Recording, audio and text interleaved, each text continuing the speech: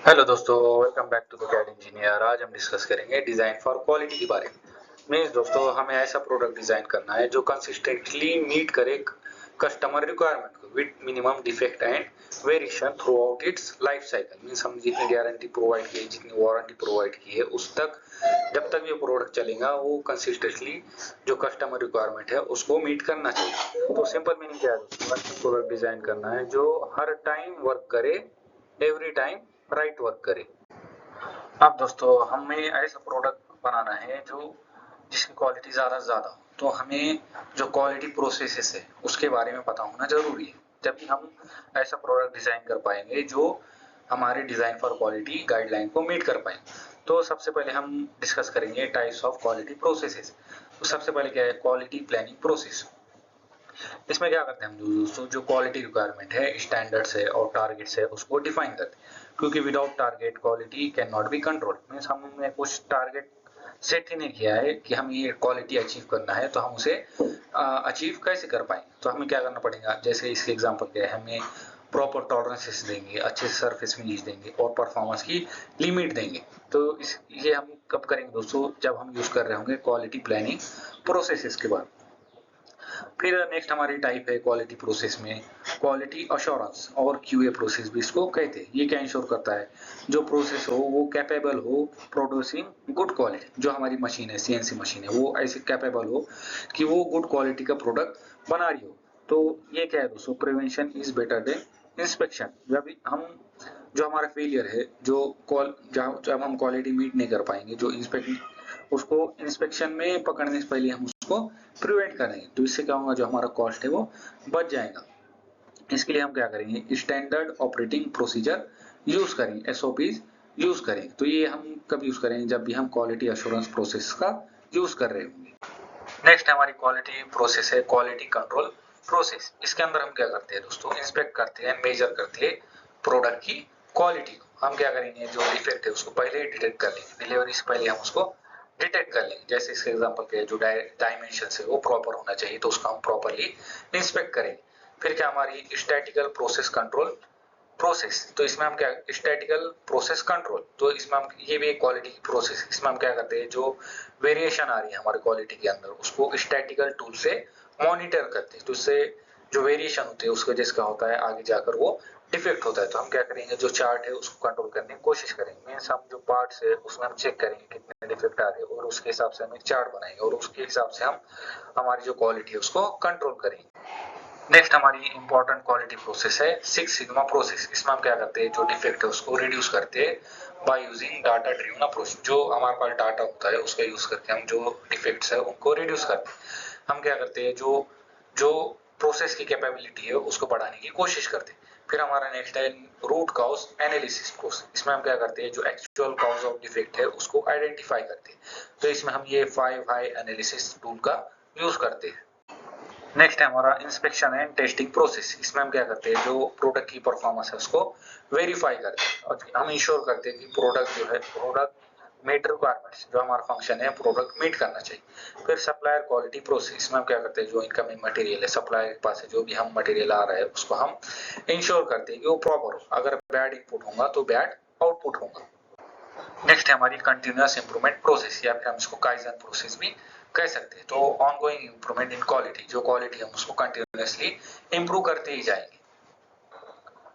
ठीक, फिर हमारी कस्टमर फीडबैक प्रोसेस। जो हमारा कस्टमर है उसके पास से हम फीडबैक कलेक्ट करेंगे, डाटा कलेक्ट करेंगे और उसकी वजह से क्या होगा, हमें जो रियल इश्यूज होंगे वो पता चलेंगे। अब दोस्तों, जो डिजाइन फॉर क्वालिटी होंगे इसको कुछ प्रिंसिपल होंगे, इसको अचीव करने के लिए कुछ प्रिंसिपल होंगे, कुछ गाइडलाइन होंगे, जो हम जब भी हम कोई पार्ट डिजाइन कर रहे होंगे तो हमारा दिमाग में रखना जरूरी होगा। तो सबसे पहले देखिए, डिजाइन फॉर कंसिस्टेंसी। हमें ऐसा प्रोडक्ट डिजाइन करना है जिसका आउटपुट हमें हर टाइम सेम ही मिले, क्योंकि वेरिएशन के जिसका हो सकता है, डिफेक्ट्स आ सकती है। तो हमें ज्यादा से ज्यादा स्टैंडर्डाइज पार्ट्स यूज करना है। नेक्स्ट हमारा रिड्यूस वेरिएशन। तो हमें ज्यादा से ज्यादा वेरिएशन को कम करना है। मीन जो पार्ट होगा उसको सिमिलर पार्ट बनाने की कोशिश करना है, जो सिंप्लीफाई करना है हमारे डिजाइन। इससे क्या होगा, जो वेरिएशन है वो रिड्यूस होंगे। और जो कंट्रोल प्रोसेस एंड डायमेंशन, जो डायमेंशन है और जो जो मैन्युफैक्चरिंग प्रोसेस है उसको हमें कंट्रोल करना है। नेक्स्ट हमारी गाइडलाइन है जो टॉलरेंसेस होंगे, जो डायमेंशंस होंगे वो हमें प्रॉपर प्रोवाइड करना होगा। जो टॉलरेंसेस होंगे ज्यादा टाइट भी नहीं होना चाहिए, ज्यादा लूज भी नहीं होना चाहिए। और जो डिजाइन होगा उसे हमें सिंप्लीफाई करना है। जो कॉम्प्लेक्स फीचर होंगे वो हमें रिड्यूस करना है। जो हमें ऐसा प्रोडक्ट बनाना है जो इजी टू मैन्युफैक्चर हो, वो इजीली एक्सेसिबल हो। और हमें हमारे डिजाइन में एरर प्रूफिंग फीचर ऐड करना है, जैसे पोकायो की फीचर ऐड करना है। Prevent mistake by design, human error is unavoidable, means जो ह्यूमन एरर है वो आ सकती है, इसलिए हमें क्या करना है, ऐसे पोकायो की फीचर प्रोवाइड करना है जब भी हम असेंबली करेंगे तो इजीली असेंबल हो। और जब भी हम क्वालिटी चेक करेंगे तो इजीली चेकेबल हो, उसकी जो हमारा प्रोडक्ट है उसकी क्वालिटी ज्यादा होना चाहिए। फिर इसके लिए हमें क्या करना पड़ेगा, जो स्टैंडर्ड पार्ट्स है उनका ज्यादा यूज करना पड़ेगा। तो इसकी वजह से क्या होंगे, जो वेरिएशन है वो रिड्यूस होंगे और इसकी वजह से हमारे एरर जो है तो रिड्यूस होंगे। और हमें ऐसा प्रोडक्ट डिजाइन करना है जो इजी टू मैन्युफैक्चर हो, तो इसे हम क्या कहते हैं, डिजाइन फॉर मैन्युफैक्चरिंग। नेक्स्ट हमारा डिजाइन फॉर असेंबली, तो हमें ऐसा प्रोडक्ट बनाना है जो इजी टू असेंबल हो, मींस जो असेंबली में एरर कम से कम आए, जो यूजर है ऑपरेटर उसको कम से कम सोचने की जरूरत पड़े, तो इजी टू असेंबल पार्ट हमें बनाना है। नेक्स्ट हमारी गाइडलाइन है कि हमें जो क्रिटिकल फीचर्स है उनके ऊपर ज्यादा फोकस करना है और अदर फीचर को हम इग्नोर भी कर सकते हैं या फिर उसको लेस प्रायोरिटी भी हम दे सकते हैं। नेक्स्ट हमारा रिलायबल मटेरियल्स, ऐसा मटेरियल चूज करना है जो रिलायबल हो, जो हमारे क्वालिटी स्टैंडर्ड को या फिर क्वालिटी रिक्वायरमेंट को मीट कर पाए। नेक्स्ट हमारी गाइडलाइन है design for inspection, means make measurement easy, means जो इंस्पेक्शन है वो बहुत ज्यादा इजी होना चाहिए, ऐसा पार्ट हमें डिजाइन करना।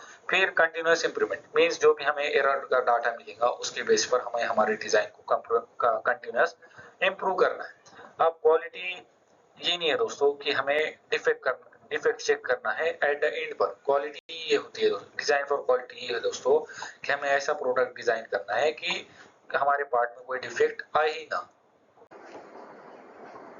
अब दोस्तों जब भी हम कोई प्रोडक्ट डिजाइन कर रहे होंगे तो ये हम जो डिजाइन फॉर क्वालिटी की गाइडलाइन है, प्रिंसिपल है, ये हम कब अप्लाई कर पाए। तो दोस्तों इसका सिंपल आंसर है, ये हमें through out the process apply करना है। Through out the design process में स्टार्ट से लेके एंड तक हमें इन गाइडलाइन को हमारे दिमाग में रखना है।